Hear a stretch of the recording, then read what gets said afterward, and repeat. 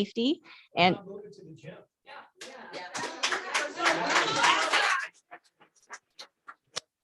that would be another infraction of the rules of Robert's rules of law, because the meeting was posted to be in the library. This is where we have to have our meeting.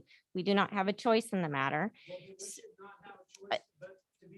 So I'm going to ask you one time. You need to follow what I'm asking you to do, or you will be asked to leave the meeting. Actually, I don't have a salary. So we are all volunteers. I'm asking everybody to please cooperate and be professional, to be a good example. We understand that there's a lot of emotions running, and we're going to keep this professional. So Dr. Garrett, I need law enforcement. Okay.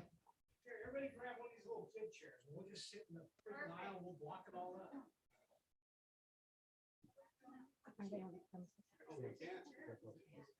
Facing towards the open.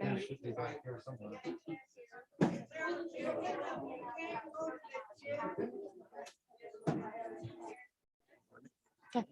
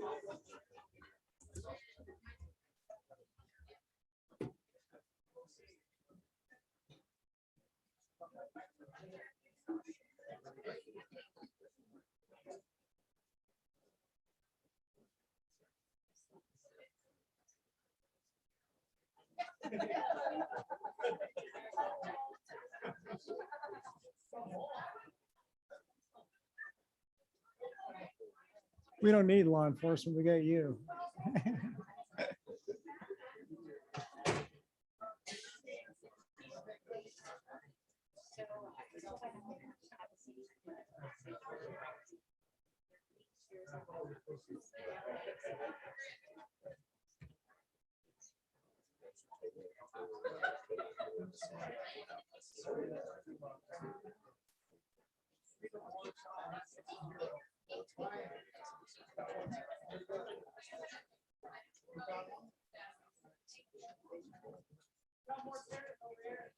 Got one more here.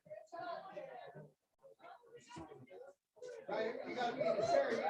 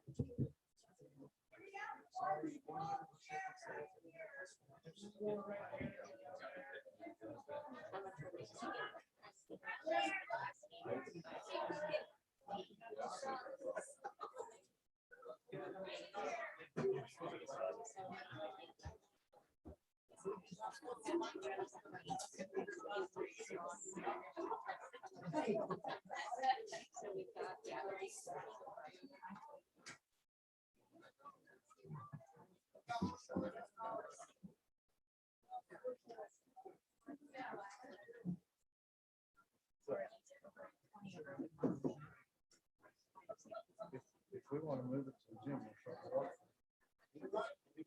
or it's not going to do it.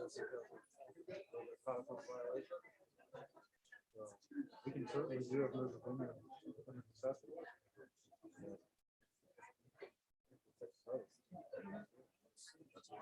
That would be my argument. Yeah. And I wanted. Yeah. Okay. Well, let's set up.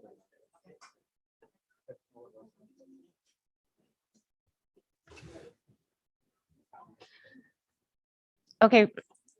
I need to actually open the meeting. So if we can start the Zoom.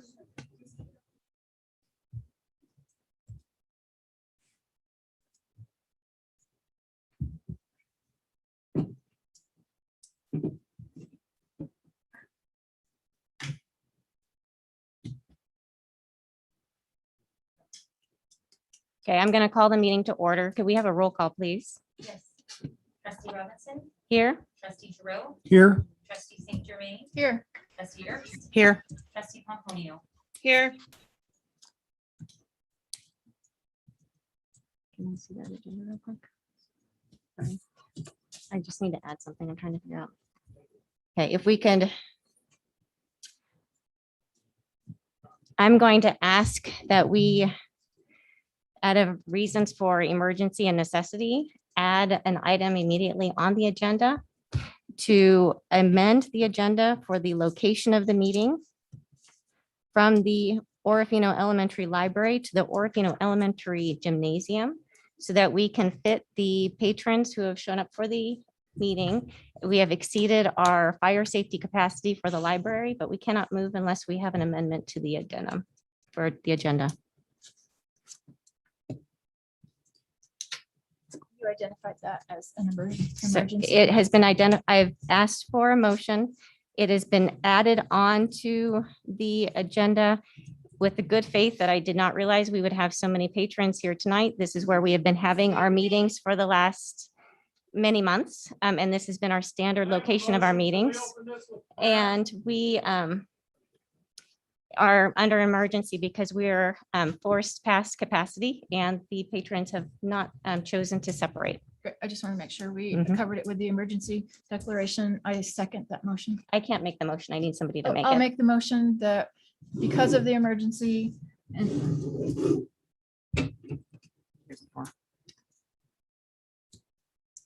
pursuant to Idaho Code 74-204, amend the agenda related to the location of the building to adequately host the number of visitors we have tonight safely in accordance with fire code.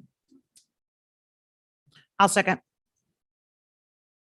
It's been moved and seconded. Any further discussion or questions? Let's move. All in favor? Aye. Aye. Opposed? Motion carries. We will take a brief break. We have to reset up in the gym. If everyone would please move into the gym quietly, I would appreciate it. No, they can just pull the bleachers out, can't they?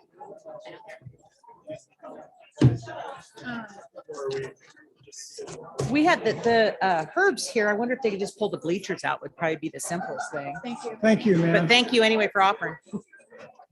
So, are we gonna move all our stuff over there? Oh, okay. So It's gonna take a little while. Yeah. Oh, yeah, yeah.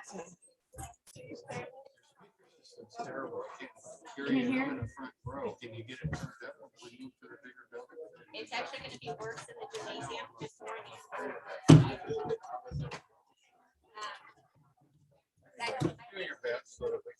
You betcha. Heat. Back in heat.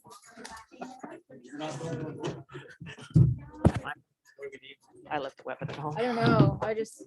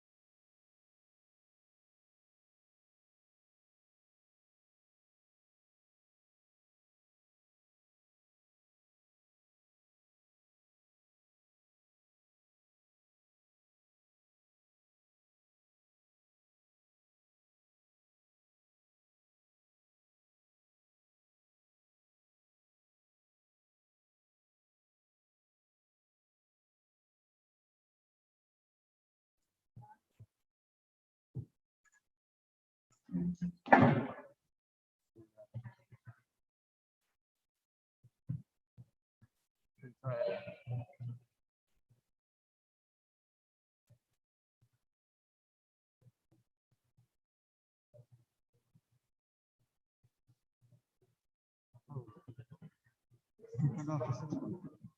on Zoom right now. The audio's working on Zoom. Let me check with somebody who's not here to see what's going on.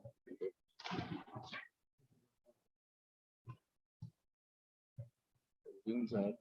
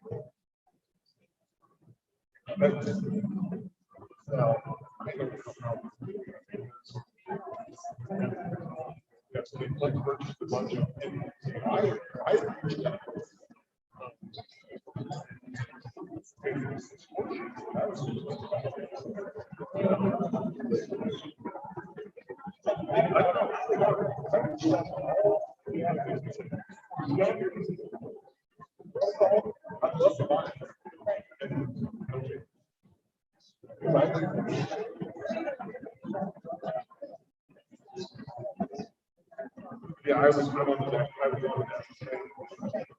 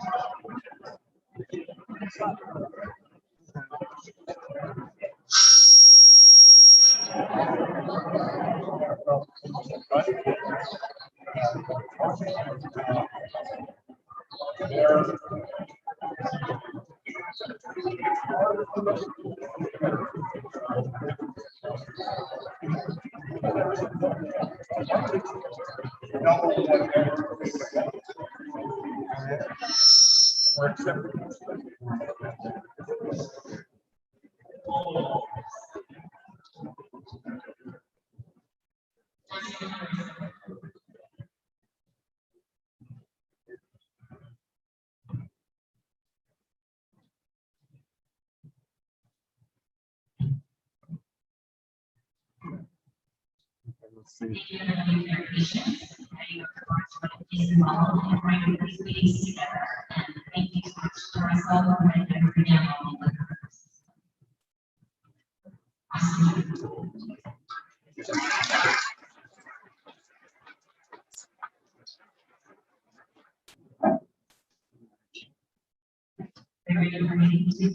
Yep, that makes sense.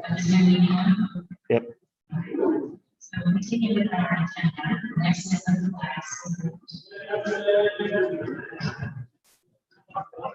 The class design is everybody rise to the class.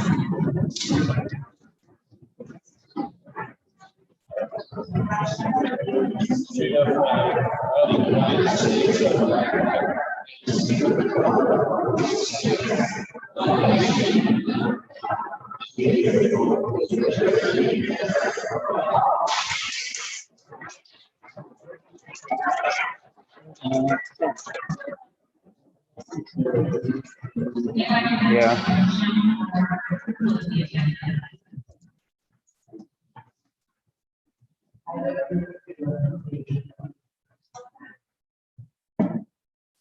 It's moved and seconded to approve the agenda. All in favor? Aye. Aye. Opposed? Motion carries.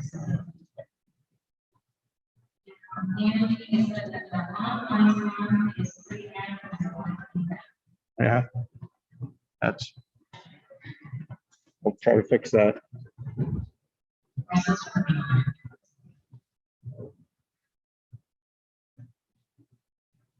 So next is public input, and just to go over everybody, policy of public input. We will go in order on one list, everybody who is submitting a request to speak tonight. Everybody will get 3 minutes or less to speak. And I just ask that everybody, everybody needs to be professional. Everybody wants to hear what you have to say, and if we just not interrupt or speak, everybody. I think so. The first person to speak, you can please come down to the seat. Turn around. Which one is that?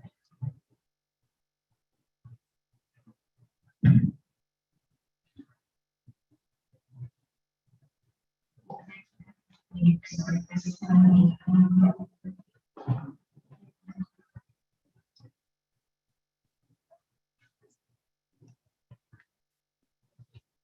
test the microphone. Test.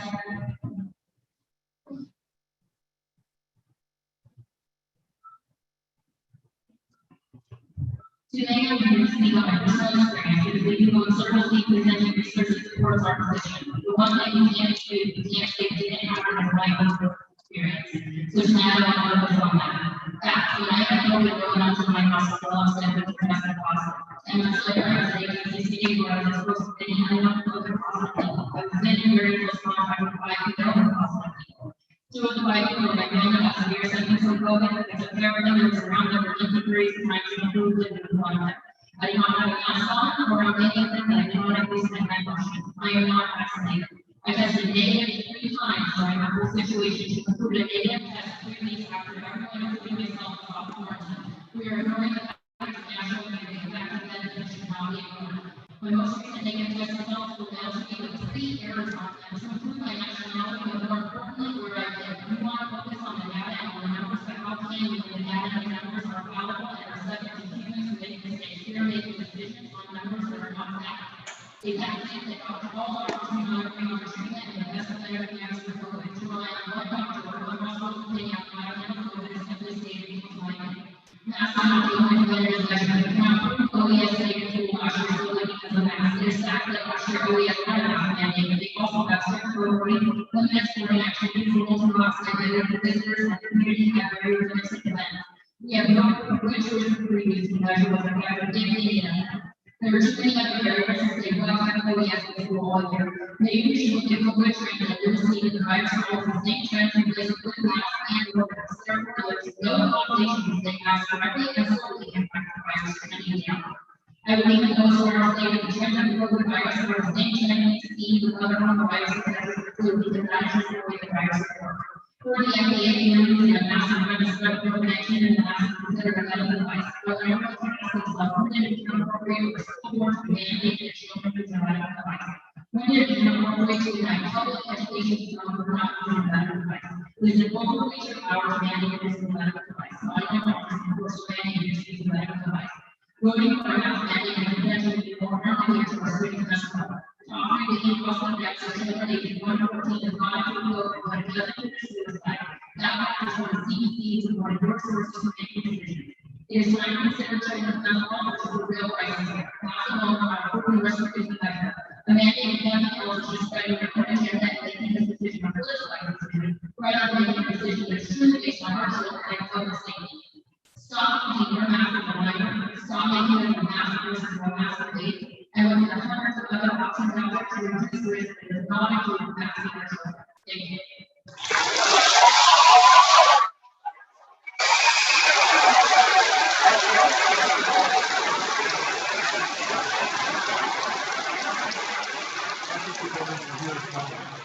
Probably not. I think we may have lost the screen. I'm trying to fix it, and we had to turn it way down, so I'll try to fix it if I can.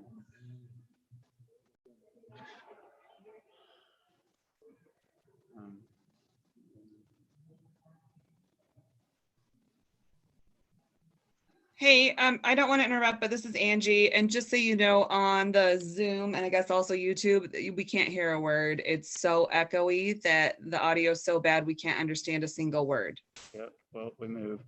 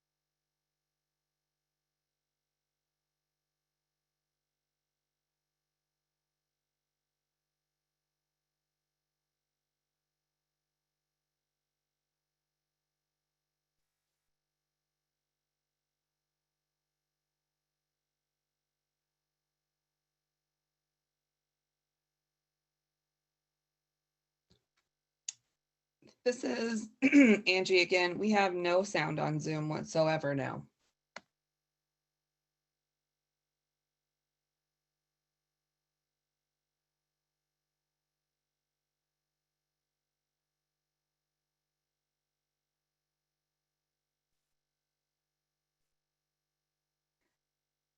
And no sound on YouTube either. And we can't hear even when people's microphones are on. So we went from echoey and unable to hear what anybody's saying to complete silence now.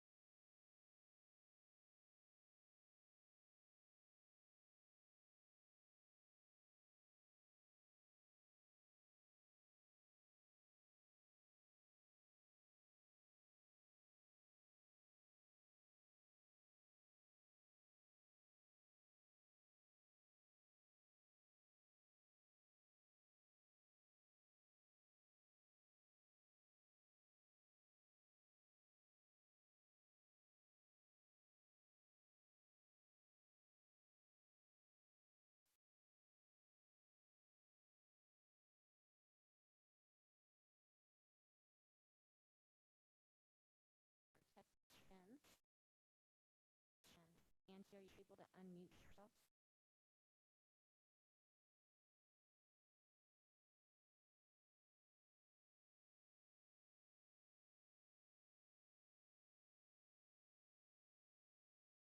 Russell, do you have to unmute Angie? No? May not be able to.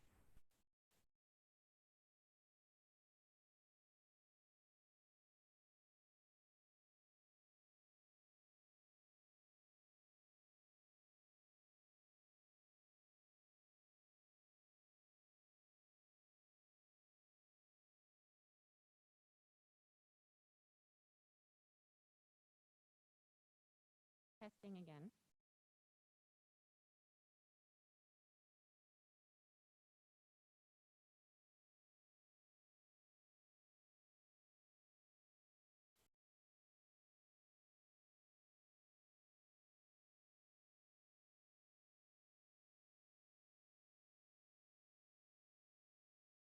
I'm unmuted now. Can you hear me, Charity?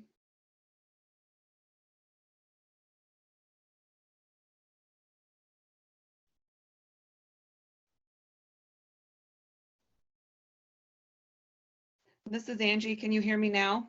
I'm unmuted.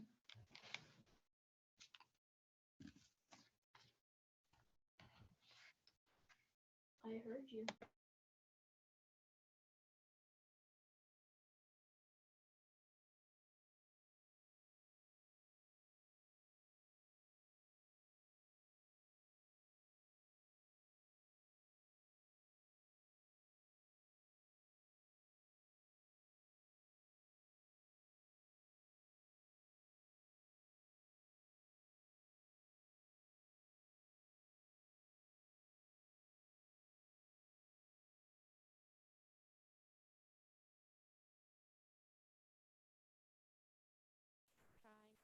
Angie, can you hear me?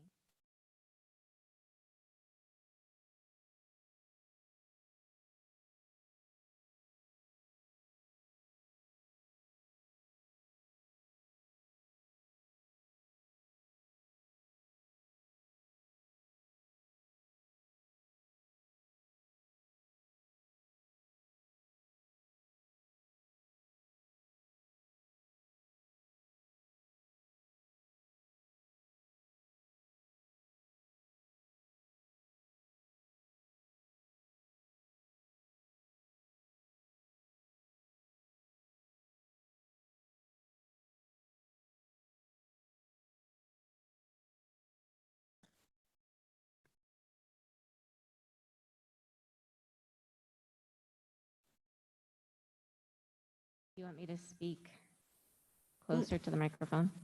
I can hear you. Can you hear me? Hey, okay. Hi. Hello. Lots of echo. Okay. But people are hearing on Zoom also. Okay, great. Okay, we're back in business. So we are going to continue. And if we have Casey ready, we'll move on to Casey Carson.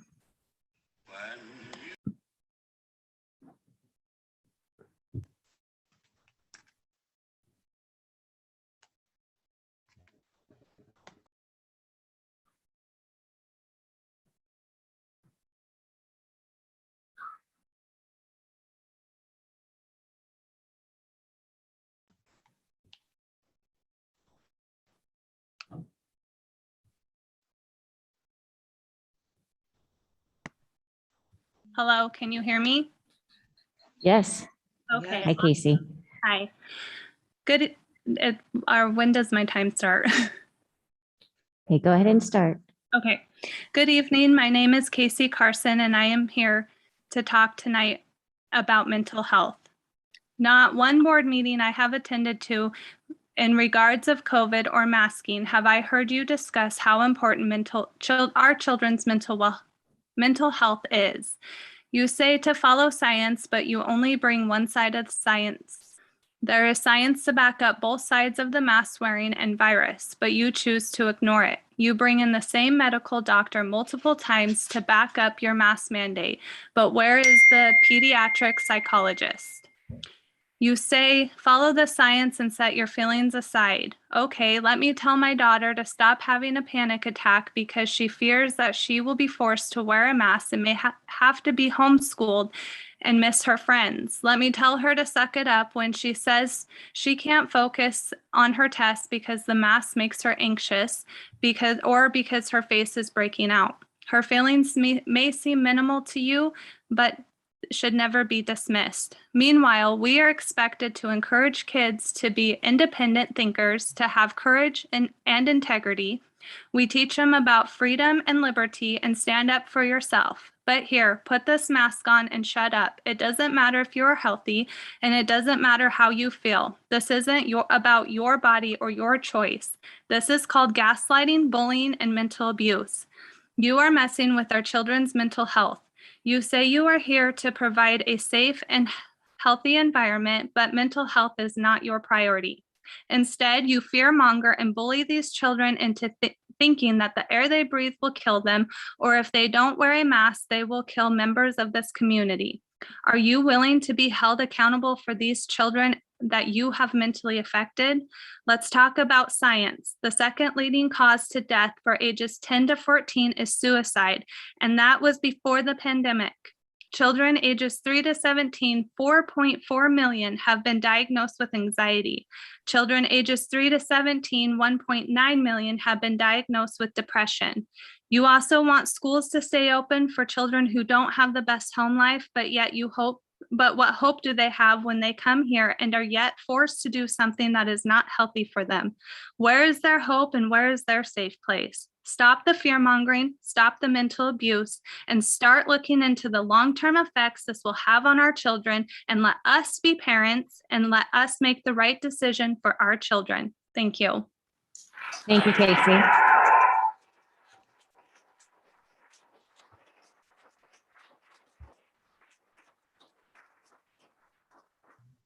Thank you, Casey. Next is Amy Spence.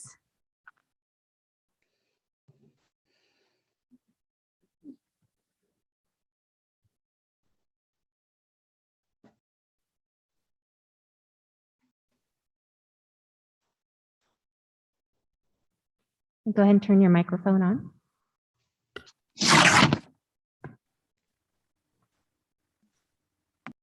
Okay, let me know whenever. Okay. I honestly can't believe we're here again, having the same conversation as if nothing we have said in the past has mattered. Since the imposed mask mandate on the schools first began, you have been presented with an abundance of facts and statistics about how masking our kids is detrimental to their health, physically, mentally, emotionally, and socially. I myself have presented such facts, but they always seem to be ignored in favor of other so-called facts that support a different agenda, one that is in no way about protecting our children. So what you'll get from me today is the pure frustration of a parent who is sick and tired of fighting those who were elected to represent us for the rights of our children and for our rights as parents in deciding what is right for our kids. The school board should be striving to represent the voters in their districts, not control them and forcefully lead them in a direction they obviously disagree with. You should be fighting for the parents and children in this school district, not against them. These are our children, and if we decide not to mask our kids, that should be it. No further discussion. The choice should be between the parents and their children. Wear a mask, don't wear a mask. The point is that it's our decision to make, not one to be forced upon us. As parents, we may not compare in your eyes to the medical experts you have heard from, but we are experts in our kids. Go ahead, ask us some questions. Ask us about how our kids come home saying they hate school because they have to wear a mask for 8 hours a day. Ask us about how they feel they are not learning throughout the day because they are distracted by their masks and the fact that they feel they can't breathe properly, making them unable to focus on their lessons and their work. Ask us about how they have trouble connecting with their teachers and their peers because their faces are half covered, leaving them unable to read their expressions. And ask us about the anxiety we witness in our kids every time you impose another of these ridiculous mask mandates upon them. I'm going to end with a statement from my 10-year-old. We were talking to him about this most recent mask date, and this is what he said. Masks make me really anxious and nervous. And I'm thinking all the time how hard it is to breathe and why do we say the Pledge of Allegiance every morning at school, which is about liberty and freedom, when it's like we don't have them. When a 10-year-old can understand that, it just astounds me that certain members of the board can't. Thank you.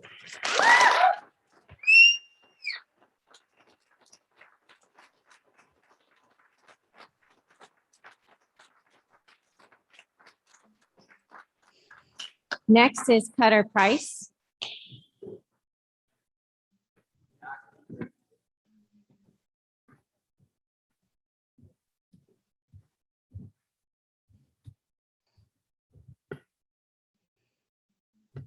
Good evening, board members. My name is Cutter Price, and I'm a senior at Orofino Junior Senior High School.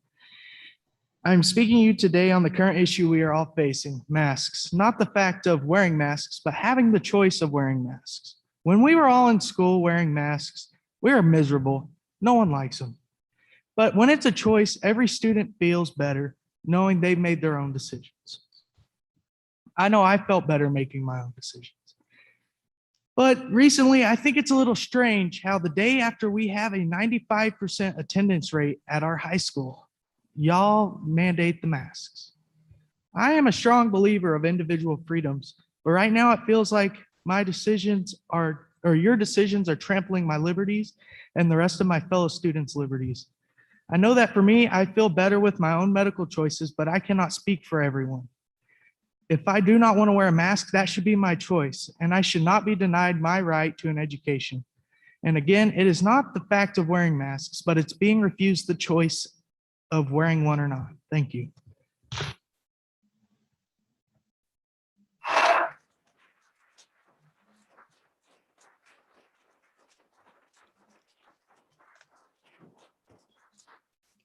Thank you, Cutter. Next is Joey Schneider.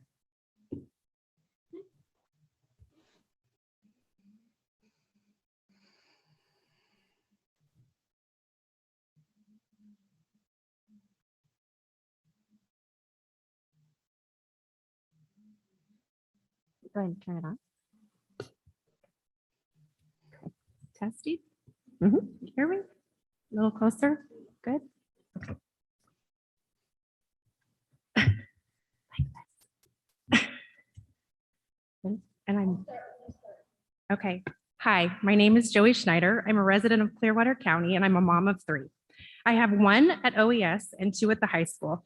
I'm here tonight to state that I am completely comfortable sending my children to school without masks and prefer we keep the current mask policy as is, highly recommended. I believe it is the responsibility of parents to make decisions on what they think is best for their own children. I would like to share the facts and data from our local health department concerning COVID-19 in Clearwater County. I spoke directly with the health department regarding how numbers are reported, if they are behind in reporting, and what defines a confirmed versus probable case. This is what I found. Locally ran tests are recorded and tallied daily and then reported weekly to the state lab, who then reports to the health department. The health department is not behind in their reporting and reports data daily, Monday through Friday by 3 p.m. A confirmed case is defined as a positive COVID-19 test result. A probable is defined as a close contact that is showing symptoms but does not have a positive test result. Here is the current data. From 8/25, the first day of school, until today's date, there have been 17 reported cases in elementary ages 5 through 12 group. 4 of those were confirmed, 13 were probable. There have been 15 reported cases in the 13 to 17-year-old group, high school ages, 3 confirmed, 12 probable. There are 978 students enrolled in our district. We have had only 7 confirmed cases in school-age children in all of Clearwater County in the last month.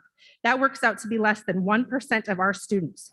I would also like to point out to the board that there have been 0 reported cases in Clearwater County in school-age children in the last week from 9/21 to 9/27, excuse me. The overall cases are dropping. We have closed schools recently due to absences and illnesses, but how many of those students actually have COVID?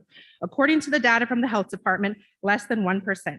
Perhaps the answer to keeping school open is not forcing children to wear a mask, but a change in policy regarding our district's protocols, starting with allowing teachers and students who have been labeled a close contact to come to school if they are healthy and not showing signs of illness. Some of the surrounding districts are doing this and keeping schools open without masking their students. The following districts currently as of today have no mask mandates: Kendrick, Troy, White Pine, which is Deary, Mountain View, which is Grangeville, Lewiston, Cottonwood, Nez Perce, and Kamei. Cottonwood and Grangeville have never mandated masks and have never closed their schools. COVID isn't going anywhere. Masking isn't the answer. We need a change in policy. Thank you for your time.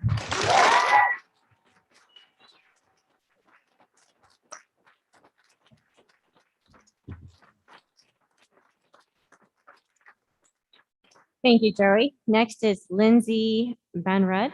I hope I pronounced that properly.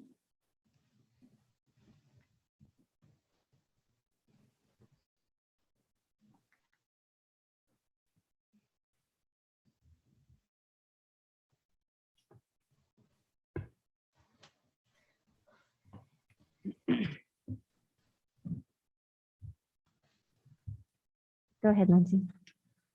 Hello, my name is Lindsay Van Rudd, and my child just started kindergarten this year at Orofino Elementary School. The actions this board took in the last meeting I find disgraceful, to say the least. I am not a doctor. I am not a nurse. What I am is a mother.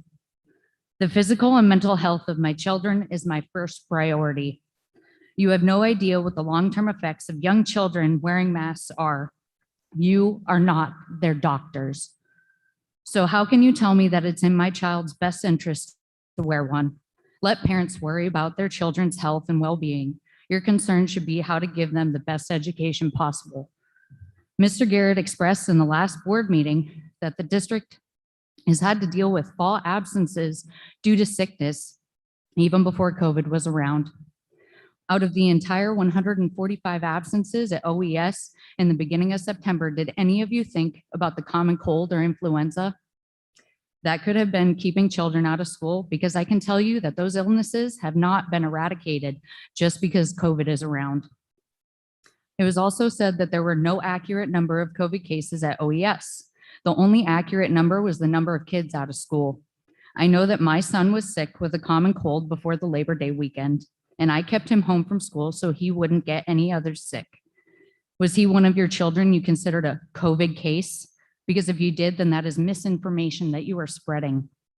Blaming Corona for the absences of all students is misleading.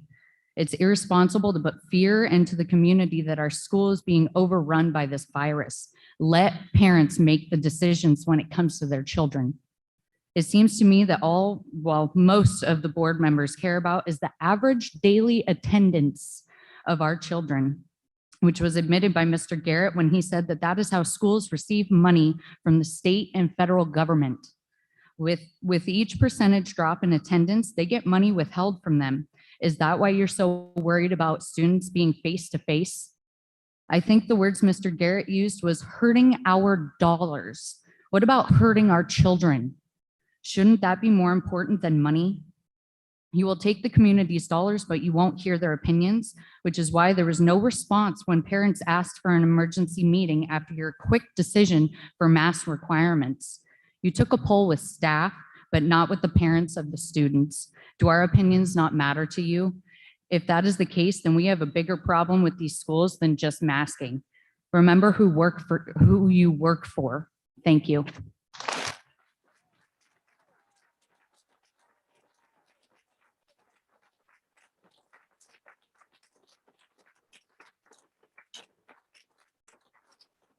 Thank you, Lindsay. Next is Jenna Smathers.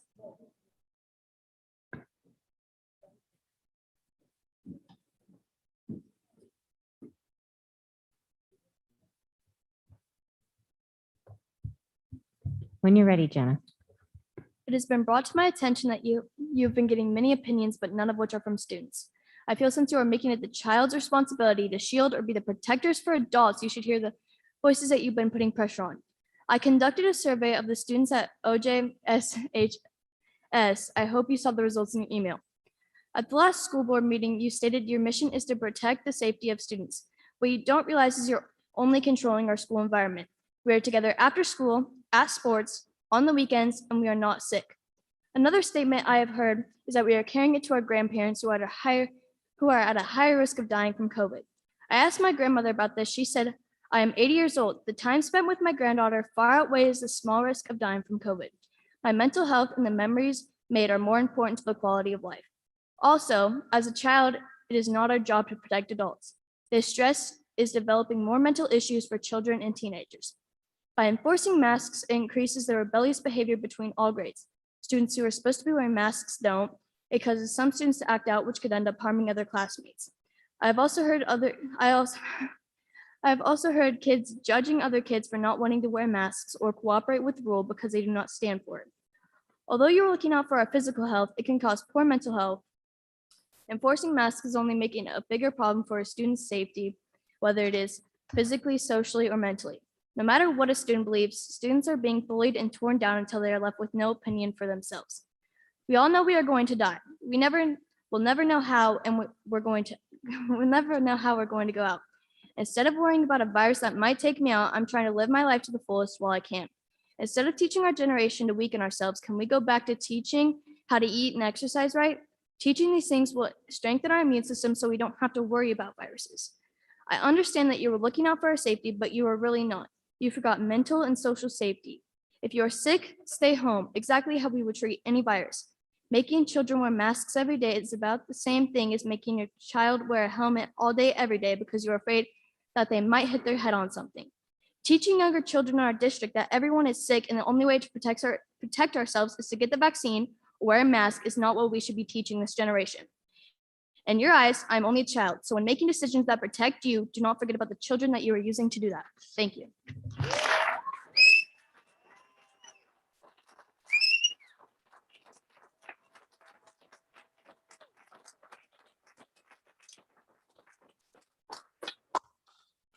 Thank you, Jenna. Next is Ashley Ott.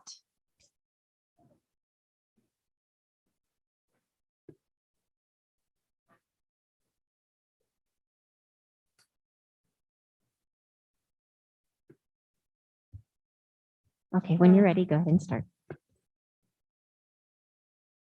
Trichotillomania is when one will pull out their hair, which could be eyelashes, eyebrows, anything, as a way to cope with major stress and anxiety. For me, it started with losing my eyelashes. Most people with this condition don't recognize when they pull out their hair, and that's how I am. In 6th grade, I started fidgeting quite a bit. This fidgeting turned into pulling out my eyelashes. I worked really hard trying to grow my eyelashes back during the summer before 8th grade. When 8th grade came, I was so excited to go back to school and show my friends my new eyelashes. However, when I found out that we were being forced into wearing masks, my mood that was once happy turned into depressed all the time. My eyelashes quickly disappeared all over again. I wore my mask anyways because I was a good kid and I wanted to be a good kid. I just didn't want to wear my mask. Gradually, my mask just became another fidget toy that I played with when I got stressed or anxious. I tried not to wear one as much as I possibly could, but this only put me between a rock and a hard place. My options were to either wear my mask like a good student should, or get kicked out of school and give up on everything that I love. Inside, I knew that this would make things harder, but staying in school and being forced to wear a mask made things even worse. On a Friday afternoon, after a long week of school full of wearing masks, being sad, trying really hard to keep my grades up, stressing, fidgeting, and not being able to focus because of my mask, I decided to relax and watch TV with my little siblings. To me, it appeared that I was just rubbing the back of my head while mindlessly watching TV. But when I snapped back into the present, I realized that I wasn't just rubbing the back of my head, I was pulling out my hair. I felt the back of my head again, and I realized that I had a bald spot on the back of my head. I grabbed a small mirror and angled it into a bigger mirror to see the back of my head. Sure enough, I had just pulled out a ton of hair. I immediately started crying and I ran upstairs, interrupting my mom, who was focusing on homework. I cried more and I showed her the back of my head. That's when my parents decided to send me to a therapist. I started wearing a ponytail every single day without fail. It caused headaches, yes, but it was worth it. One day, I was so fed up with all the masks, quarantining, stressing, fidgeting, and most of all, I was really tired of wearing a ponytail every day. All I wanted to do was talk to my best friend and tell her how stressed I am. Apparently, telling my therapist didn't seem to be enough. So I emailed my friend on my school email because that was our only form of contact. I ended up telling her how much I just wanted to kill myself and die. Of course, this was flagged by the school and I was brought to the principal's office the next day. This was not the best time of my life. Soon after, masks were only highly recommended, so I ditched my mask knowing it was the main problem. After a few weeks, I was feeling so much better. I felt happier and I wasn't as worried about how I look anymore because my hair was growing back. Now I can wear my hair down as much as I want. I am much happier with myself and I want to live. In conclusion, wearing masks caused me enormous amounts of stress. Sorry. I'm sorry. You've been very brave and thank you so much for sharing, okay? Anxiety, sadness, and depression. I felt overwhelmed, lonely, and frustrated, and talking to my therapist didn't seem to solve the problem. Things only started to get better after I didn't have to wear a mask. Something like this should always be considered, and because I know for a fact that I'm not the only one suffering from masks. There are so many more kids out there just like me, but without a voice. So I intend to speak for them today too. Thank you.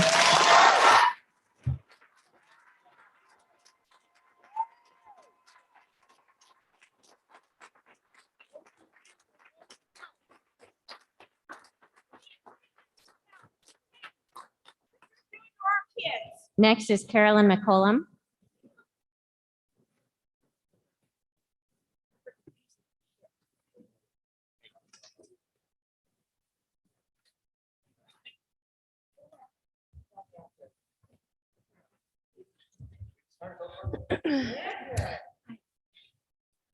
Hello, my name is Carolyn Mccollum. I've been in Clearwater County for 41 years. I have one child at Timberline. And I was going to speak about, because last meeting, somebody mentioned there's a backlog of data. Well, I called the health department. Not only did I call Orofino Health Department, I called Lewiston Health Department. And they said there was no backlog of data. And Joey went over this, so I'm not going to say it again, but I concur with her. I called both of those entities and they said the same thing. And they update daily at 3 p.m. Anyways, I'm here to talk about the masks and how they're affecting our kids and could potentially long-term effects that nobody knows at this point. What are we doing to our kids? Could you please explain to me how we teach students the phonetic difference? These are young kids, kindergartners, first grade. They're trying to learn how to read. How do you say th or f? How do they see that? How do they see the teacher saying that to that student when you have a mask on? You cannot. And some kids are so shy. The teacher can't even hear them speaking through the mask. They can't help them because they cannot see their face and what they need to do to fix the problem. Could you please explain to me how children being more distracted with their masks on, their glasses fogging up, which my daughter has a problem with, so she's trying to read the whiteboard, can't see, so she's wiping her glasses off. That's distracting. She's not paying attention to the teacher at that point in time. There's other distractions too with the masks. They're up, they're down, they're off, they're not worn right. We are failing our kids, especially the younger grades, especially with what I just said, that you cannot properly teach kids how to read if they cannot see your face and the teacher cannot see their face. We need to be concerned about education and achievement instead of distractions. We need to be erring on the side of education, and it's what is best for our children. We are here to educate our children. We are not here to mask our children. This is America, the land of the free. We have free choices to mask, to not mask, to vaccinate, to not vaccinate. That is your choice. Do not mandate masks on kids that do not want to mask.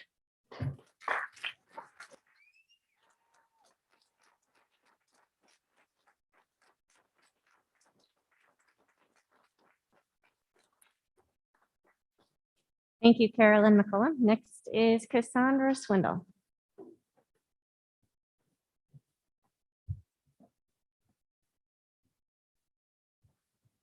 Hello, I'm Cassandra. I have a kindergartner at Orofino Elementary School. It hurts children to miss out on facial expressions. Learning facial expressions is an important part of interacting as human beings. Masks robs children of basic education on fundamental interactions. Young children need to see faces when learning to read and pronounce words. I've taught 2 kids how to read, and it's hard. You have to show them how to make the sounds a lot. Mask would make a difficult task even more difficult. Teachers and students will get frustrated. Teachers will pull down their masks anyways to demonstrate the sounds because they have to, defeating the purpose of masks.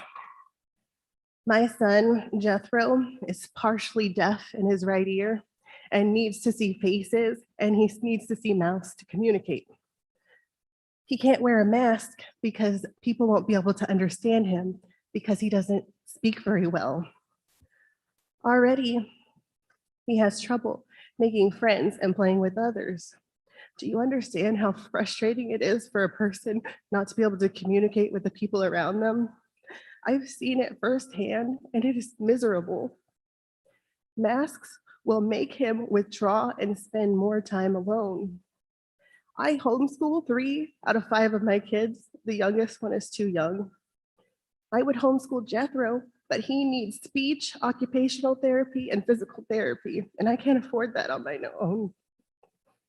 Sending him to school every day breaks my heart. I want him home with me. And thinking of him at school playing alone and not being able to communicate with other kids and his teachers, that just kills me. Sorry. Masks are harmful to children's development. Masks hurt mental health. Masks rob people of their humanity. As parents, we have a right to decide if our children wear masks. We are capable of weighing the risks of COVID-19 and our children's development, mental health, and humanity. We are watching you tonight. We'll see how you vote tonight. And it's your job as public servants to listen to us. And if you don't, you guys are out of here.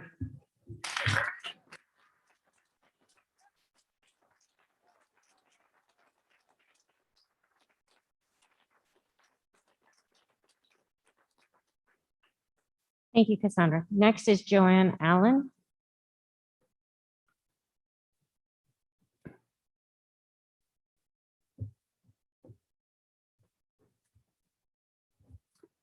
Thank you for hearing me. My name is Joanne Allen. I've lived in Clearwater County 46 years. I'm a mother, a grandmother, and a great-grandmother. And I am here to share my thoughts on behalf of all the school children and their parents. I am 100% against all mandates, including mask mandates for school children.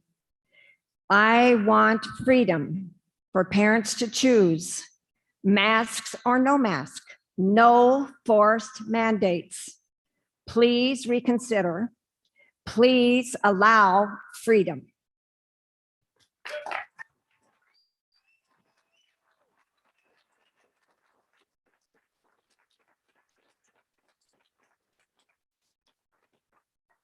Thank you, Joanne. Next is Nancy Stafford. Come on. Sure. Okay. Nancy's going to wait for time to talk. And then next is Melissa Hardick.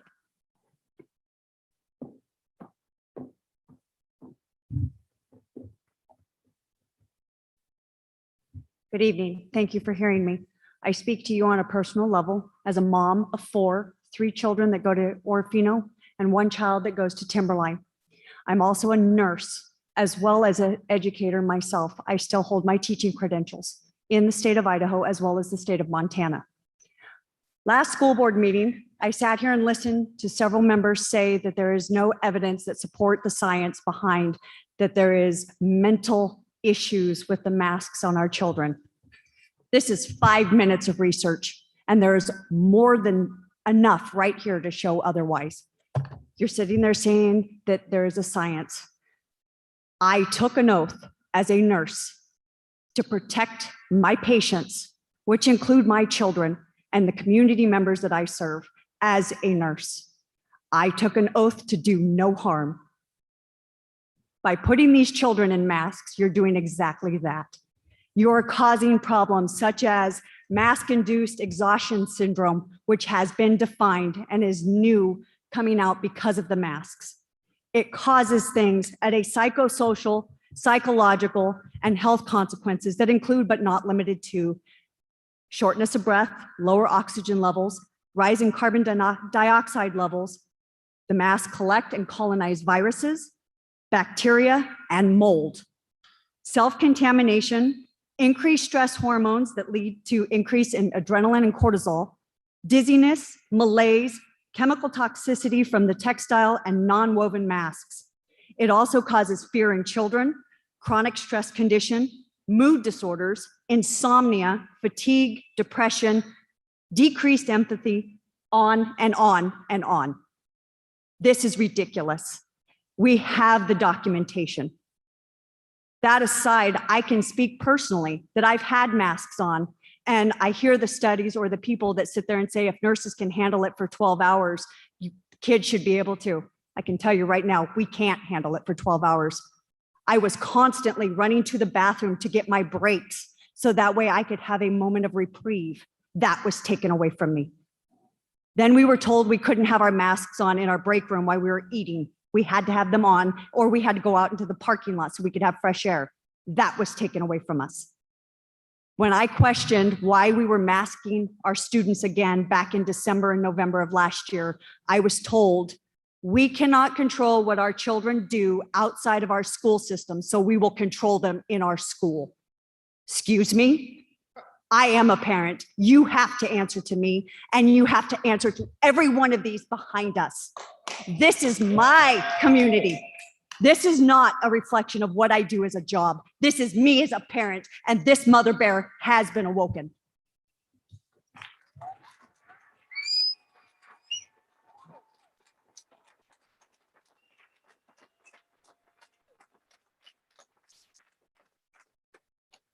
Thank you. Next is Grady Thompson.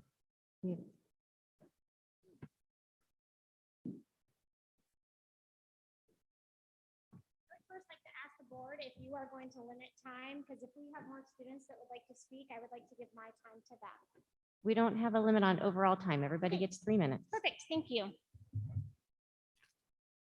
when you're ready. All right, good evening. I am a mom of a senior at Timberline. I've been involved in your district for 14 years. I was the unpaid employee at Timberline. I love our schools, but this is not okay. I would like to start my speech tonight with one word, and that's compassion. I wanted to come up here and I wanted to yell and tell you my frustrations, but I don't think that's the way to do it. Compassion. So that's how I start my speech tonight. Compassion is the sympathetic consciousness of others' distress, together with the desire to alleviate it. So I'm also asking you to have compassion for us. If you look at this audience, I don't think there's a single mask. So please have compassion and understand we have beliefs that differ from you. And we are going to be passionate about it. These are our kids. And we don't believe that anybody should supersede our right to say what our kids should do. I think that we can all agree that we're at a point where minds are made up. We're not going to come to an agreement. I'm not going to change your mind. You're not going to change mine. We need to take this and we need to move forward. I think your community has shown you that we know the risks involved and we're willing to take those for our children to move forward. I did want to know if any of you had visited any of our schools for any length of time. Have you spent time in the halls? Have you got to know our kids? You know, if you haven't, I encourage you to go do so. I think it's important. I did want to share with you my personal experience because a lot of what you do involves with inside of our buildings. I'm going to tell you the mandates you have placed go outside those buildings. I homeschooled my son last year because I was not willing to go along with in and out of school, mask mandates, things like that. So I did, I pulled my son. He said, Mom, I'm a senior. I want to go back to school. I want to be with my friends. I said, okay, bud, you know what we may be up against? Everything was fine and dandy. And then the bomb is dropped. We have mask mandates again. You were not in, well, let me go back. He went to school and we respectfully asked, what are our options? We're not going to wear a mask. And so you're going to have to leave. We did so. We respectfully left. And so your policy denied him an education for 2 days. My son is not sick. I don't send my kids to school sick.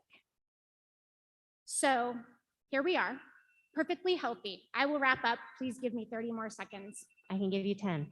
10.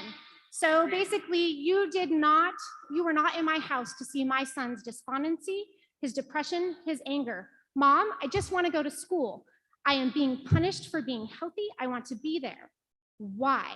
Why can I be in school? I am asking you to please make considerations for healthy kids. There is nothing that states we should mask our healthy kids.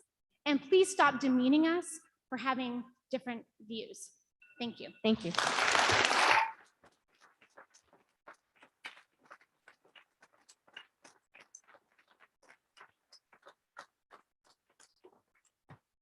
Next is Laura Bardavid.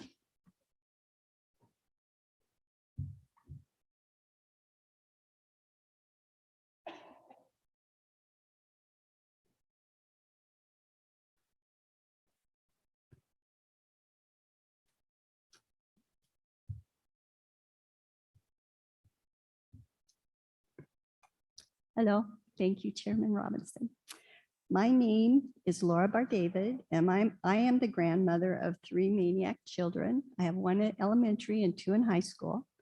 18 months ago, when all this COVID stuff started, my husband and I'm 63, he's 74. We decided to start boosting our immune system by taking extra vitamin C, vitamin D, zinc, cortisone, and a good multiple vitamin. So we started doing that daily.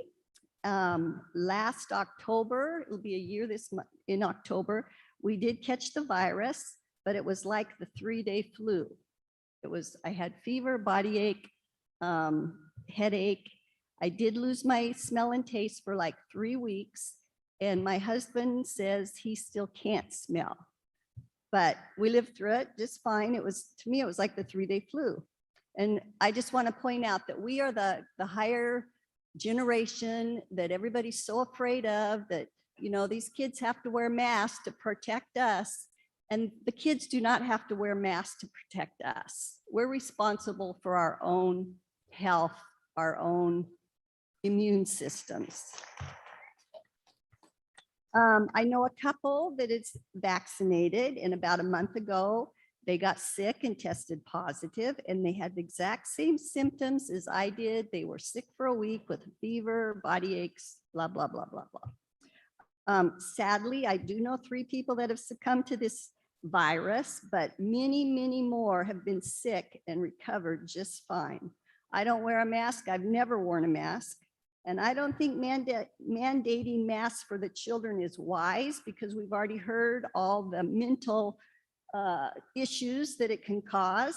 And I just want to point out that last week, the principal to the high school brought it out, and he wanted to discuss the mental issues. And this board, one person on this board just cut him off and said, there are no mental issues. This is not about feelings. That was wrong. That was evil, and that was wrong.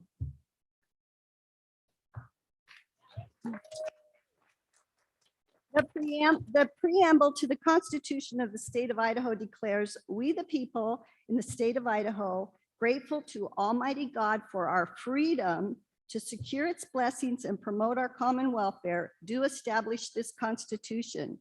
Declaration of Rights, Article 1, Section 1 states, all men are by nature free and equal and have certain inalienable rights, among which are enjoying and defending life and liberty. Okay. Thank you, Laura.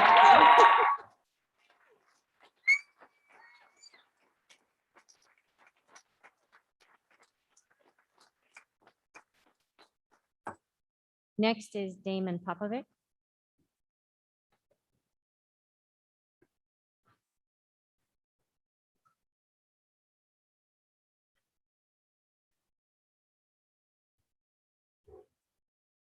Okay, can you hear me? Okay. I have a couple questions first. The first question is the school district receiving any funds from any entity to encourage or mandate masks or vaccines in the school system? And if so, how much and where is it going? We actually can't answer your questions at this time, but you can continue to throw those questions out. But this is your 3 minutes to just express what you want to express. I'm a chiropractor in the community. I've been in practice about 25 years. I've seen about 200,000 patient visits over that time. In that time, I've had 2 sick days in 25 years. And I can guarantee that I've touched more people in this community than anybody in this whole room. I don't want to insult the people in this room, but the people behind me are confused and thinking they have to ask your permission to have authority to make healthcare decisions for their children.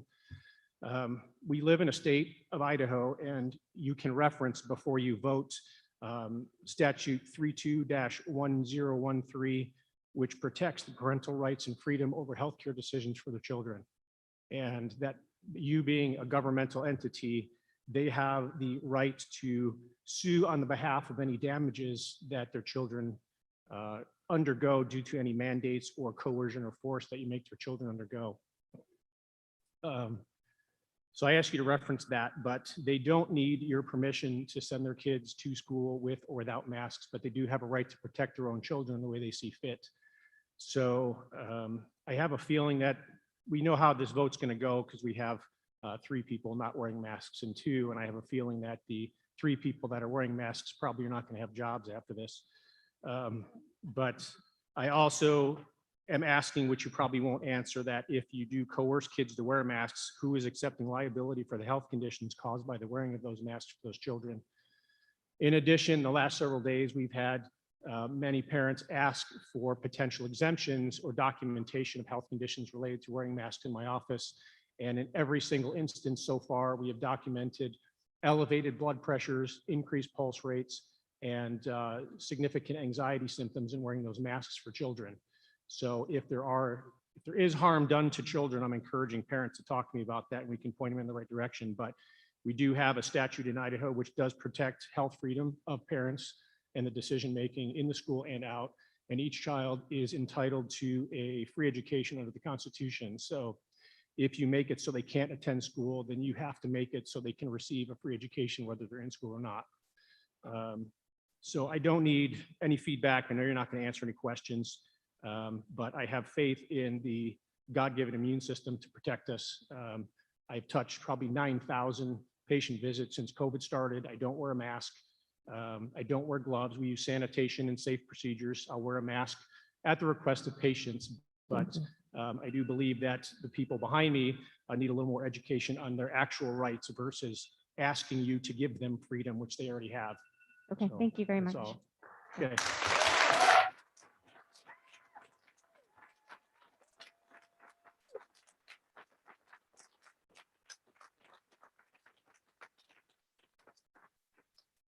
Next up is Jerry Johnson.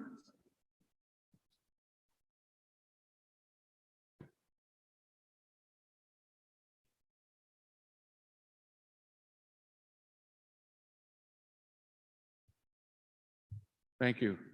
My name's Jerry Johnson. I'm a proud parent of 4 and a granddad of 14. Some of them, my grandkids, are in your school district. I've had a difficult time hearing a lot, and what I did hear, I had a long speech, but I'm going to eliminate most of it because I think most of the topics have been covered. I lost my hearing to 38 years in law enforcement, 100% this year, and about 50% here. So it's been difficult to hear. But I've never seen this country in my 71 years so divided over an issue as we are now. It's unfortunate that we can't speak civilly to one another or even other family members. And we need to, it's time we come together and figure out the right thing. That's extremely difficult to do because our medical community and our politicians don't even agree on this issue. As you've heard tonight, a lot of reasons, a lot of research and statements verifying that. So I want to concentrate because I've retired cop in the law. You each took an oath of office to support and uphold the Constitution of the state of Idaho and the Constitution of the United States of America. But if you decide that you want to mandate masks, I would like you to cite the law that allows you to do that so that we can properly review it and make an educated decision. I think, in my opinion, and the way I understand the law, it would be a complete violation of your oath of office to mandate something that isn't legal to do in this country. I pray with all my heart that you make the right decision and not mandate masks. Thank you very much.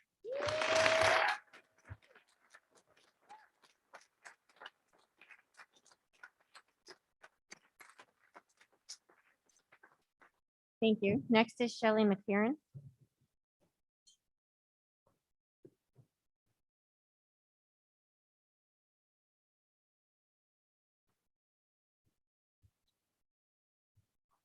I'm going to go ahead and skip some of mine also for the same reason. A lot of it has been said. I just want to do a little part on, and by the way, I'm a grandmother of 4. We have, grandmother of 10. We have guardianship of 4 of them. They all attend Timberline, and one of them is special needs. A few months ago, we were watching a documentary on meerkats. And did you know that when caring for a baby meerkat that will eventually be reintroduced back into the pack, the caretaker must wear a mask? Do you know why? Because wearing the mask prevents the meerkat from becoming attached to its caretaker. Says a lot, considering humans have a lot higher attachment level. So what does a smile do, and how important is it to the connection a child makes to other students and their teachers? 1, smiling provides a positive image to others. This builds healthy relationships and demonstrates confidence. 2, smiling has a calming effect. Endorphins are released when we smile. Endorphins bring stress levels down and reduce negative feelings. 3, smiling is a great way to be social. A smile is welcoming and makes a person more approachable. You can literally change someone's day with a smile. 4, smiling makes you feel happy and promotes health. Happiness is not just an emotion, but a positive perspective that can lead to behavioral changes. Smiling can actually boost your overall health. And last but not least, 5, smiling helps you find things to laugh and smile about. These things are really, really, really important to children, and especially when you get down into special needs children who are so sensitive to these things. And I just have to say in conclusion, if a mask mandate is implemented, all 4 of our grandkids will be pulled and homeschooled. This isn't for us, and it isn't to make a point. This is for them because they deserve to be put first.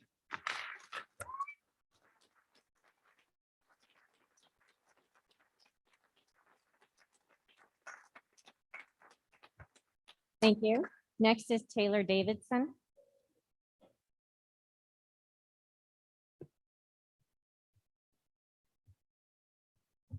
Hello, thank you guys for allowing me to speak. First, I just, I can't really, a lot of things have already been addressed, things I wanted to touch on. So what I'm going to do is try to go a different route to something that you guys haven't addressed. This is about public safety, you guys claim, and the masks protect us, according to you guys.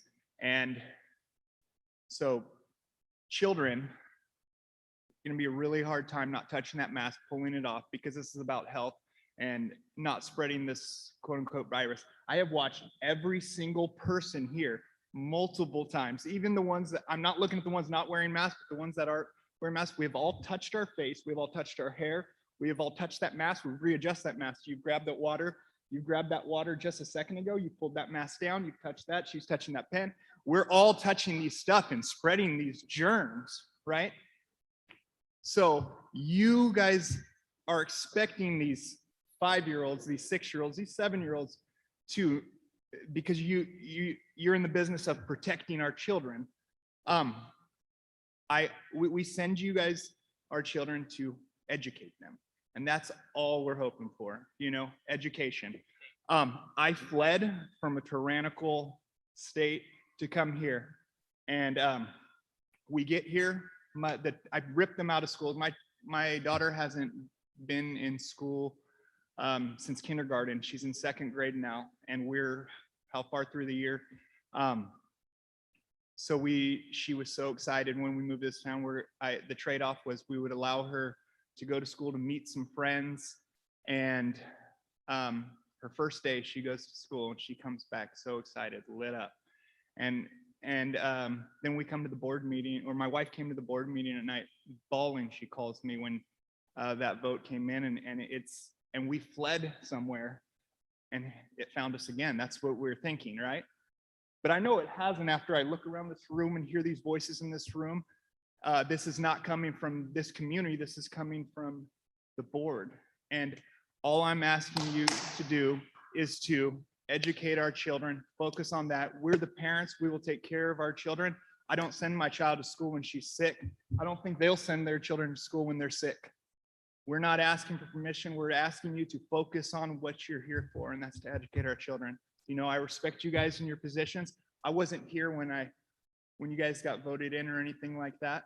And I got to sign sign something today that said I was a resident here, and I'm happy to be in this community, and I'm happy you guys are in the position to educate our children and to focus on that. So that's all I ask you guys to do, is to focus on that. Thank you.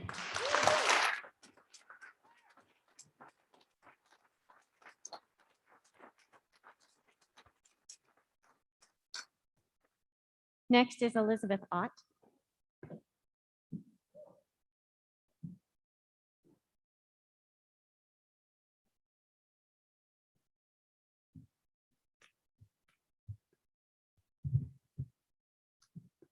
Thank you. You guys ready? When you're ready. All right. When was the last time you walked through the halls in any school in this district? Have you seen the joy on the kids' faces when they have a choice? We all know how important it is to maintain mental health. Have you ever thought of how forcing masks on little children might affect them? What about the mental effects on kids? When I have to wear a mask, I start to get really anxious. I remember about a year ago when we were told if we didn't wear masks, we had to go home. I wouldn't be able to do band, choir, guitar, knowledgeable, and all my other classes that I loved so much. I love these activities in classes too much. So rather than disobey and get sent home, I complied and wore a mask for the rest of the year. I started to get uncomfortable at school. I couldn't see who anyone was, and I couldn't tell by their face what they were feeling. The same laughter and joy that filled the halls, classrooms, and cafeteria at lunch was replaced by confusion and anger. For the past year or so, I have been very observant when it comes to masking or not. When school started this year, I was very excited to go to school and finish my high school career strong. I started the year and everything was going great.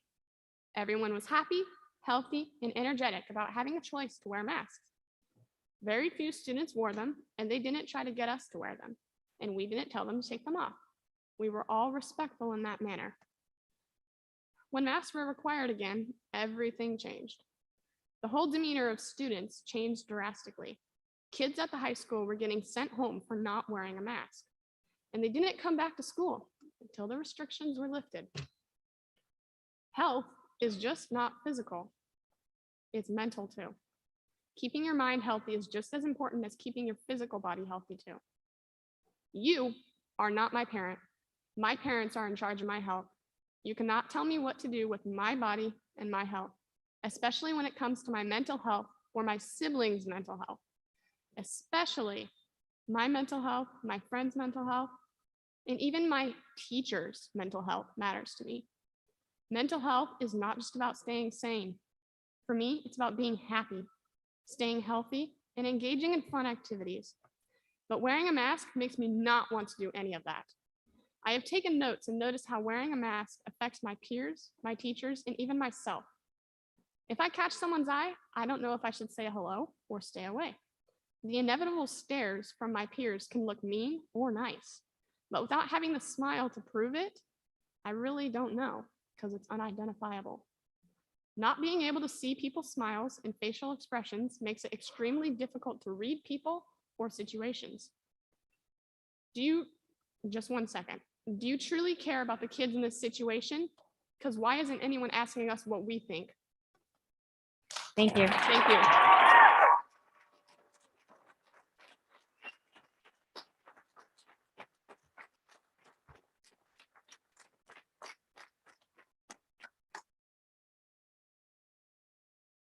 So that concludes our public input for tonight.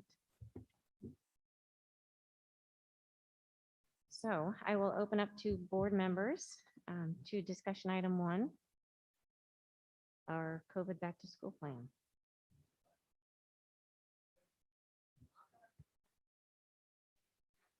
I am moving on to discussion item number 1. I will open it up to my board members to discuss the back to school plan. Well, I'll start. First of all, I'd like to thank each and every one of you that chose to be here and also to get up and let us know what you were thinking on the whole thing. This has been very difficult for everyone. I appreciate the students having the guts to get up and tell us what they feel and everything. It was very touching and very heartwarming. I mean, it's great that our kids have that kind of involvement with our school. I've got to give them a round of applause.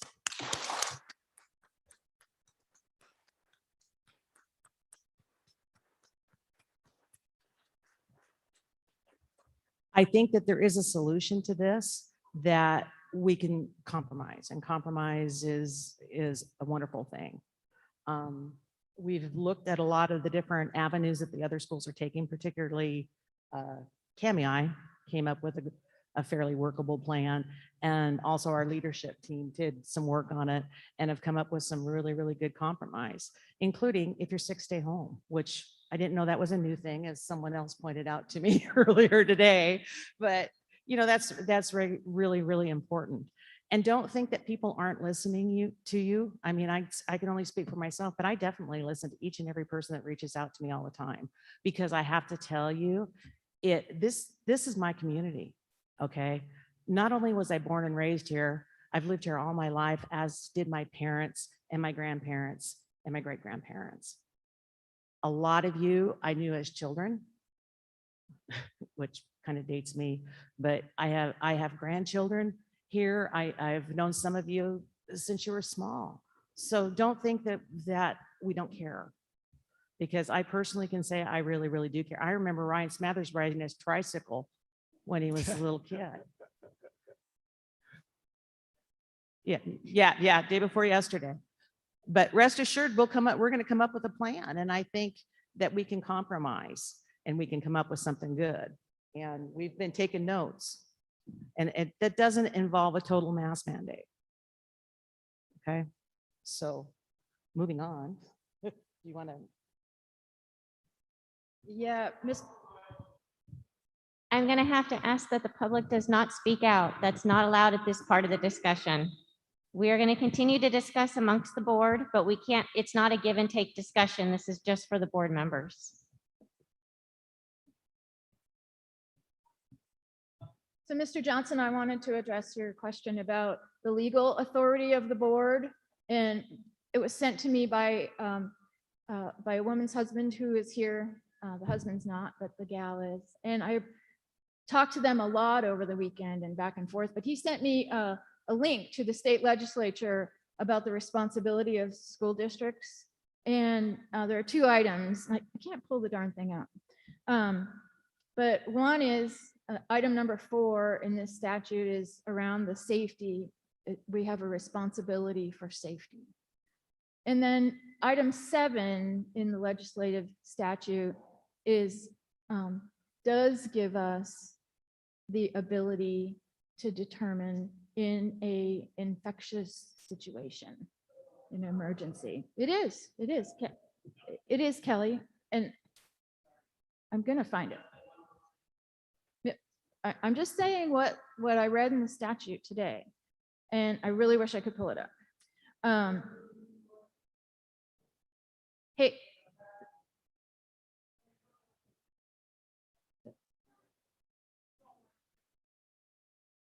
Okay, guys, just bear with us for a minute. Just bear with us, please. Just a little bit. This is not an easy place to be. So, you know, I have not been on the board very long. I stepped in to replace someone who quit. And, you know, if you don't like my approach to asking questions, then I won't be here again. So, but I'm doing the best that I can to try to learn and gather information so that we can make informed decisions, right? And I think the saddest thing to me is I love this place. And when there is a need, like a fire or a health issue for someone or someone in need, this community steps up and helps. And I think there is a way to work together. There's a way to work together. And I have taken a significant amount of notes. I have done a lot of reading about my responsibility as a board member that's produced by the state for us. I've analyzed CDC guidance and public health guidance for schools. And I want to use all that tonight to come up with something that we as a community can move forward with.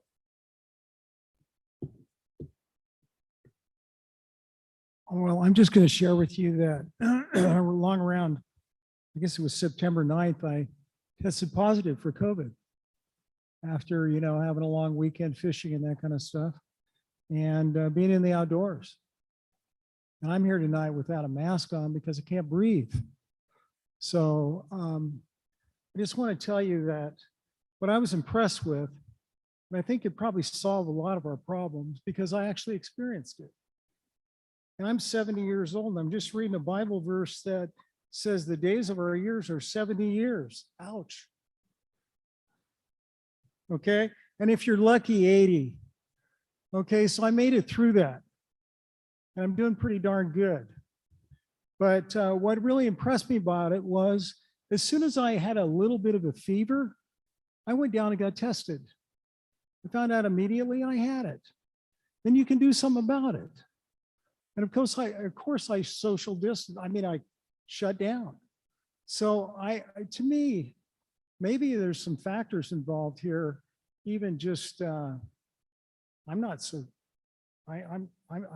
never been a mask mandator on this board, but I would say that maybe we should be looking at what we can do as a community positively to.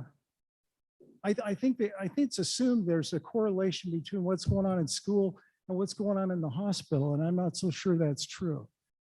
And I would just say that I think we should probably include testing. You know, no, I'm not saying we should mandate it. I'm just saying testing rules things out. Well, okay, I'm just saying it was very simple. I'm sorry, I'm not trying to mandate testing. I'm just saying it was pretty easy to get it ruled out either way. So that's all I want to share with you. Thank you.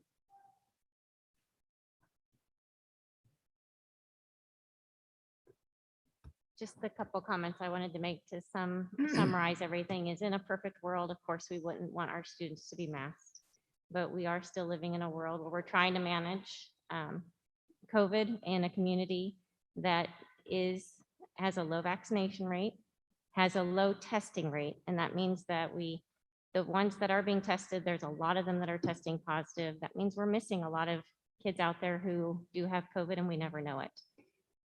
And we have to keep the kids in school. I think everybody would agree that the students cannot learn, they can't enjoy their friends, they can't socialize and have all of those positives of being in school unless they're actually there. And we need to keep our schools open.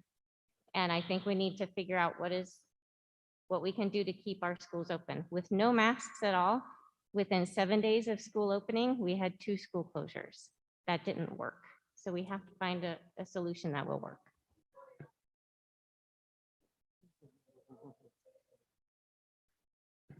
And I would just So, say, if there's, Angie, did you have anything that you wanted to say for discussion before we move on to action items? yeah, just really briefly. I just wanted to say that I know that I come across as incredibly pig-headed about things, but hang on a minute, Angie. Can you speak louder through your microphone? I will try. Let me make sure my volume's all the way up. I just wanted to say, like, I would never ever try to discount or downplay mental health effects or the importance of mental health in our kids. And that's certainly not the point I was making when I was talking to Mr. Lee at our last meeting. And the reason that I'm so passionate about masking, and I think that like all of us are on the board, is that none of us is volunteering for this and spending our time this way and disseminating all this information and trying their best to make the best possible choices because we don't care. It's because we want our schools to improve. We want every kid in our community to have the best possible education and experience in school. And I mean, I would like the community to at least give us that. I don't think there's anybody on the board with some sort of ulterior motive because there's literally nothing to gain here. So just that being said, I want all of you to understand that I'm in healthcare. My friends in healthcare are dying because of exposure. We're seeing little kids be intubated and die. We're seeing pregnant moms crash and die and have to have crash C-sections and preemie babies delivered into NICU with dead moms.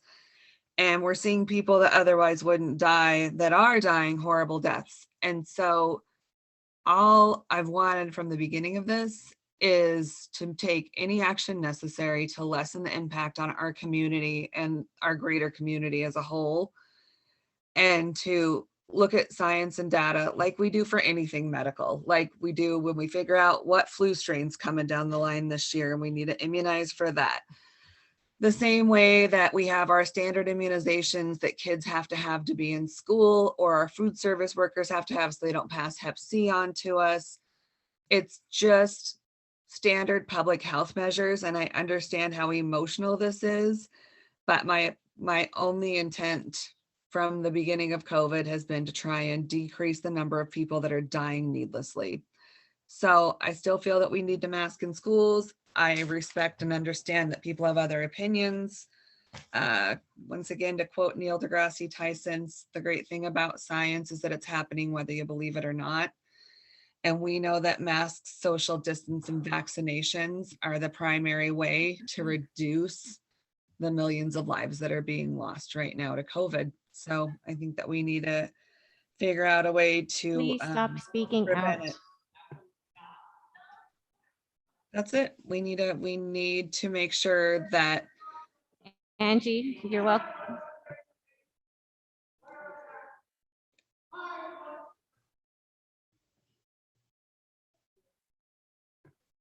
Angie, I'm sorry, we could not hear the last part. Could you please try speaking that again? Yep, just that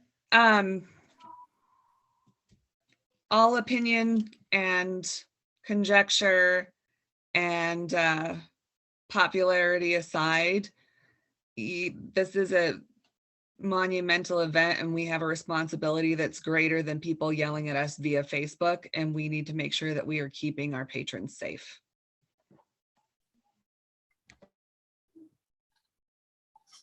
Any further discussion?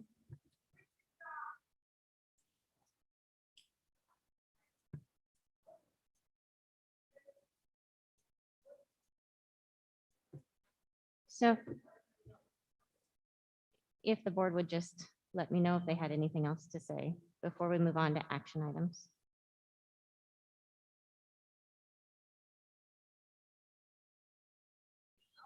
Okay, we're going to move on to our action items. The first action item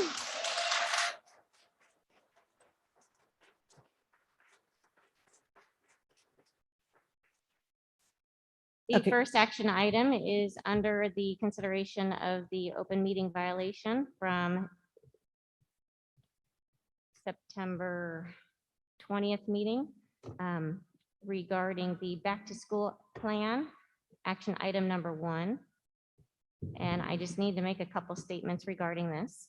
So just to clarify for the school board members, the item was under discussion, but it was overlooked and was not under the action items to be voted on. This was in good faith expected to be on the agenda. It had been discussed at the prior meeting. It was anticipated to be on the agenda. It had been repeatedly on the agenda, and we overlooked that, and it was a big mistake. So we asked to have a motion to put it on the agenda, which was done and passed. And unfortunately, I did not make a statement to declare it an emergency, that it was necessary to decide on that evening, given the events that were going on in the community and the things that we discussed. So for this reason, I'm asking the board now to consider the fact that that was a violation of the open meeting law, according to Idaho statute 74-204, part 4C, and also our school policy 1510. And I would like to do 2 things tonight. One is to make a decision if this was a violation, and if so, to self-cure it. And to self-cure, according to Idaho code as well as school board policy, is to document a statement in the meeting minutes that I'm going to read it out loud. Whereas during the board meeting held on the evening of September 20th, 2021, the board took action during such meeting to add a matter to its agenda and further took vote on such added agenda item. Contrary to the applicable code, Idaho Code, which was 74-204, item 4C, which prohibits voting on an item added to the meeting agenda during the meeting without this declaration of emergency. And I hereby move that the Board of Trustees of the Orofino Joint School District 171 self-recognize that such action was a violation of the Open Meeting Act pursuant to section 74-2087 of the Idaho Code. And as a voted amounting to final action is at issue with regard to this open meeting violation, I further hereby move that the board declare the action of Back to School 2021 Plan Action Item Number 1 to be declared null and void and no effect at this time. Now, in regards to this infraction, at the time that this was self-identified, we did make a decision, Dr. Garrett and myself, to suspend the decision until this meeting tonight. So it has not been followed. And now I turn it over to the board. So I think it sounds like the issue is just that we did not declare it an emergency, even though we all recognize that, oh, we need to deal with that and it's an emergency, and that's our infraction, right? Correct. Okay, so then I would say, in my opinion, yeah, it was an infraction because we didn't declare it, which it clearly states we need to. So could I have a motion? Well, I move that we self-declare our mistake regarding the Back to School Plan 2021. A Can you hear violation me now? of meeting law. Can you hear me? So I would like to move that the board recognizes that it failed to adhere to the Idaho open meeting law in accordance with section 74-2087 of the Idaho Code in the meeting on September 20th. I'll second that motion. So it's been moved and seconded that the school board let's see how to do that, is in violation of open meeting law 74-2087 according to the Idaho Code for the September 20th, 2021 board meeting. Any further discussion? All in favor? Aye. Aye. Aye.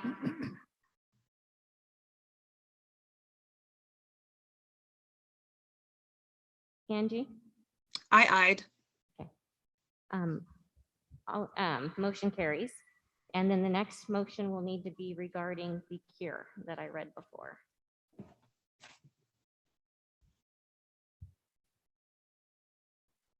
I don't understand. So that was a motion that we committed the violation. Yes. And now we have to have a motion to cure that violation, which is that statement that I read. And we could just say according to the statement read.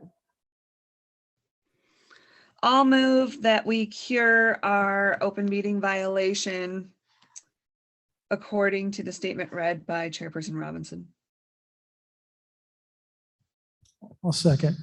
It's been moved and seconded to cure the violation of open meeting law from the September 20th, 2021 meeting.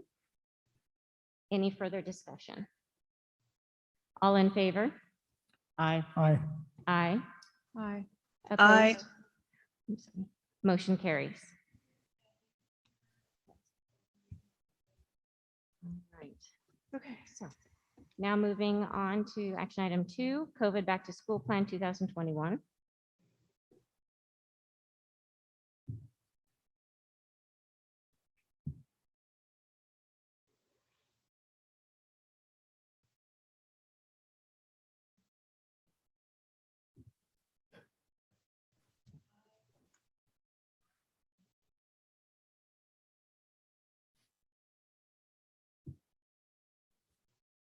I wish we could make a motion that was everybody keep their sick kids home.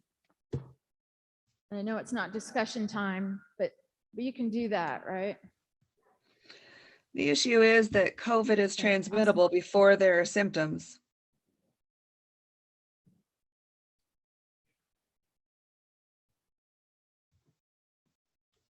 Yeah.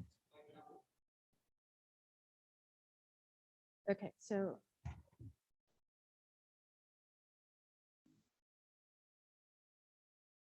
based on the input that we have from our leadership team and guidance, I move that Joint District 171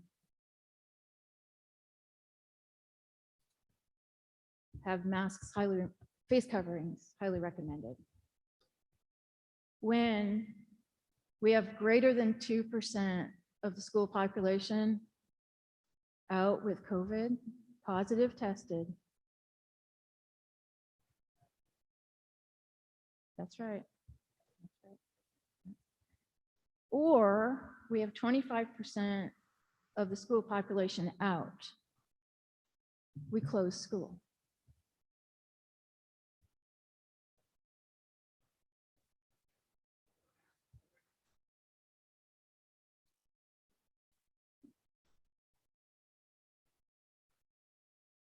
Should I repeat that? So I'm going to state what the motion is so far. The motion on record is you move that Joint School District 171 have face coverings highly recommended. And when more than 2% of the student population is positive for COVID, or more than 25% of the students are absent, then you will have school closure. I'll second that. It's been moved and seconded to move that Joint School District 171 have face coverings highly recommended when more than 2% of the student population is positive for COVID, or more than 25% absent, then there will be a school closure.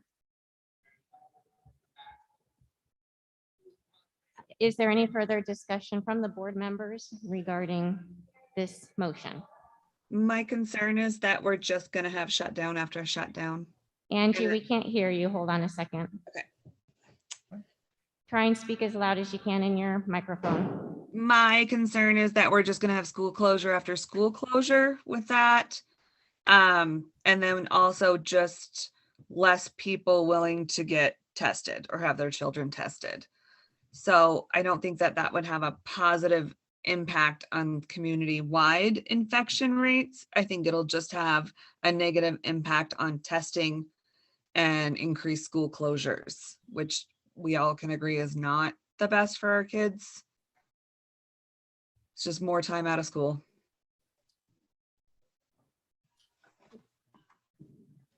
I can't hear her. Keep in mind too that the absent rate of the 25%, we'd close anyway, even if it was for the flu, a hangnail or whatever. If there was that many kids absent. So just to clarify that. We need to No, not no. answer any public questions. That is in violation of open meeting law. Okay, I apologize, but we cannot answer any public questions at this time. Can we repeat the motion? We sure can. Can we repeat? Okay. Okay, so I'd like to repeat the motion. Can you all hear me? Okay. Once again, nobody can speak out at this time. We are in the middle of a motion. That is for school trustees only. But that is, point of order is for the school trustees, not for the public. Okay.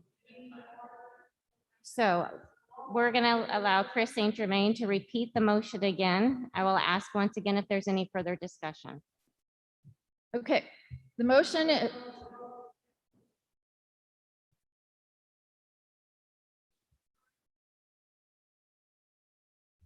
The motion I made is that when greater than 2% of our body is tested positive, has positive test,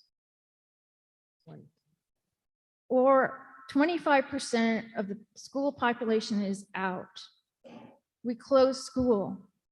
Across the board, we highly recommend that individuals wear a mask.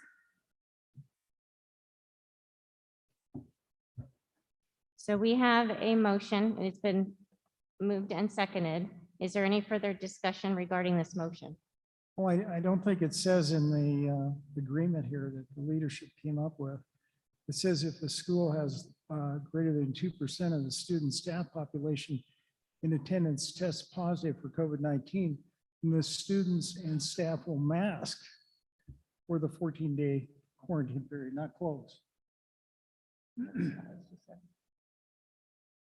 And I did not take the complete recommendation from leadership. I Oh. formed my own motion based on the community's level of risk they're willing to assume, what they've told us tonight, and the information that we have from the CDC and the information that guidance I've read about being a board member to come up with the motion presented.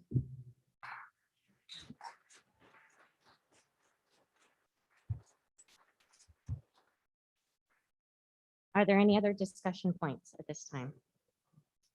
If there's no further discussion points from the Board of Trustees, I will call for a vote. All in favor?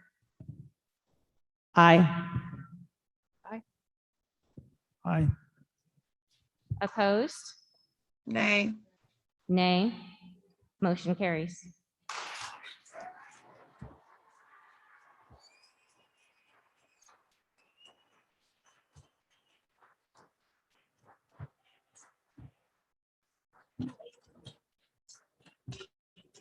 So board member input for future agenda items. We will have our regular scheduled board meeting. Next meeting. What are we talking about here? She made her own motion on that.